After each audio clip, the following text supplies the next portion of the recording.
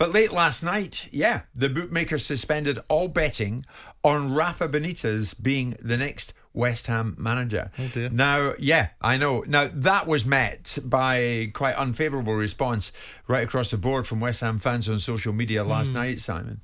But this is what happens, isn't it? West Ham, incidentally, I made a quick call to someone I know at the club, not Sullivan, just in case anybody wants to question me on that. Tell me that, nope, Moyes is in charge and will be in charge of West Ham going into this weekend's match, ironically, against Everton. But this is what happens, isn't it? It is a gossip business, unfortunately. I hate the word rumour, and that's why we don't talk about rumour. But did you find, Simon, at your time at Palace, that fans were talking about one of your managers who was in place getting the bullet before he actually got the bullet, and then you had to make the decision? Oh, well, I've got to be honest, I found that the media talks about it more than the fans did. Fans grumble at that moment in time, and it's part and parcel of being a football fan, which is to have the discussion about what they're happy with and what they're unhappy with. That's the nature of it in emotive sport, and people being emotionally invested. But I always found that, the evidence of a team's performance are there in front of your eyes. You cannot expect football fans and subsequently football club owners to endure a side being second from bottom in the league, having spent a significant amount of money in the summer, and accept that. And part of the landscape of football is that football managers price it into their thinking anyway. Yes. They're self-fulfilling prophecies. They know themselves that if they find themselves in that position, that they're going to be out the door, waiting for the opportunity to be on the other side of the equation, trying to fill someone else's job. Now, whether David Moyes has earned the right to have the currency to stay in position, I think he has. I think you defend the position until it becomes indefensible. If you keep losing games, you go get beat by Everton, if that happens, and you lose again the following game, you are then putting yourself in the way of a decision. And you can't reasonably expect people to sit there and go, I'll tell you what I'm going to do. I'm going to get to the point where it's beyond return. And because of our loyalty, you can be allowed to take us down to the Championship with a £150 million wage bill and all that goes with that, on the basis of that once upon a time you did something very good for us. There has to be a balance between fans being unhappy, boards reacting, teams' performances, and the opportunity to resolve the issue. Yeah. I mean, negativity over the names of the likes of Benitez and Deitch. Is the likes of David Sullivan at the top of the club damned if he does and damned if he doesn't? Well, I think it's unfair to have negativity about Sean Deitch. I mean, people have positioned Sean in a certain way. They advocate for the fact his brand of football is a certain way.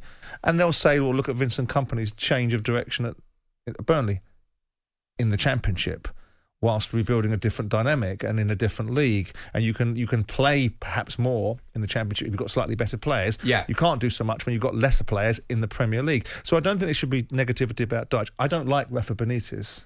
Not personally. I don't like him professionally. I think there is a bit of a personal dislike in there as well for some reason. There's no personal dislike in there because I haven't spent any significant amount of time with him to develop that. I'm sure if I did spend some time with him, I'd probably develop it. But from a professional standpoint, I don't like the way he operates. I don't like that breed of manager. I think he's divisive. I think he has no respect for those that he works for. And if you don't want to work for somebody and you don't respect for them, then have the courage of your convictions and not do so. Matthew says on social media, they're coming into us here, you are a Rafa hater. I'm not an anybody hater. I just don't particularly like that style of management which divides rather than unites. And I think that ultimately Rafa Benitez is in the business of Rafa Benitez. And whilst we all are in that business, there has to be a balance at times between what you do for yourself and what you do for others. Well, far from just being in charge of West Ham against Everton, Simon, David Moyes feels that he's going to be in charge, if he's left alone to do the job, he's going to be in charge for a considerable period of time. He was talking to Diary of a CEO with Stephen Bartlett. Yeah, did you hear about this? Yeah, I did, yeah. And he talked about his ambitions for the football club. I want to build a new West Ham. So what does a new West Ham mean? Well, a lot of supporters might not like the thought of that. But West Ham have moved to a new stadium. It's not been appreciated by everybody. But that's what we're going to be, it looks like, for the next 100 years. That's what it looks like. The club's going to be there. So we need to make the best we possibly can of it. You need exciting players so that the young kids want to buy a jersey, so that they're not following the top 2 or 3 teams in the country. I've tried to change the team, but deep down I'd really like to say I'm trying to make West Ham better. And it used to always do. Other people When I was a manager at Everton, I was manager at Man United and other clubs, folk would say, you get a flaky West Ham, you know, they're not that reliable and you don't know what West Ham team's going to turn up. Well, I want to change that culture. There's so much room for improvement at West Ham. Now, you were turning your nose up to that. Yeah, I don't understand where David's going with this idea. I think what he's done is lost himself in the company that he's in. He's sitting across the table from Stephen Bartlett, a dragon, who's doing a thing called the Diary of a CEO. David Moyes is not a CEO, he's a football manager. So he's disappearing into a territory where he's advocating for a certain look. Yeah, I understand it. Once upon a time, a long time ago, when I was involved with Crystal Palace, they had an image of a little bit flash, a little bit wee, a little bit woe, a little bit of a far show character. And I wanted to put substance in it. I wanted it to be a football club commercially that people knew they were dealing with and they couldn't take liberties with. So I understand what David's sentiment is. Well, David, you're a football manager. You're there for a period of time. Your job is to win football matches. And the football club will take care of itself going forward. And the substance that you can put in is not allowing your team to go from feast to famine. And tragically for David, who is someone I really very much like, as a person, as a football manager, I remember him being one of the first football managers I met when I bought Palace, because he was the Preston North End manager. He's a very personable guy. I think he's an excellent football manager. I think sometimes he prevaricates and doesn't make decisions quick enough. But notwithstanding that, and I do think he was harshly treated at Manchester United, and I do think he's made some bad choices, dropping into Sociedad and Sunderland. But I think it's unarguable that he's a decent Premier League manager. Does he deserve to stay in the job until the end of the season? Not if it costs West Ham their position in the Premier League. Not at that cost. Of course it doesn't, because ultimately loyalty can go so far. We're not sending someone to the poorhouse. We're not slinging them out on his ear and saying, David, that's the end of you. David will go out of West Ham if he were to go out of West Ham, and I hope that he doesn't, on the back of having done some significant things for them.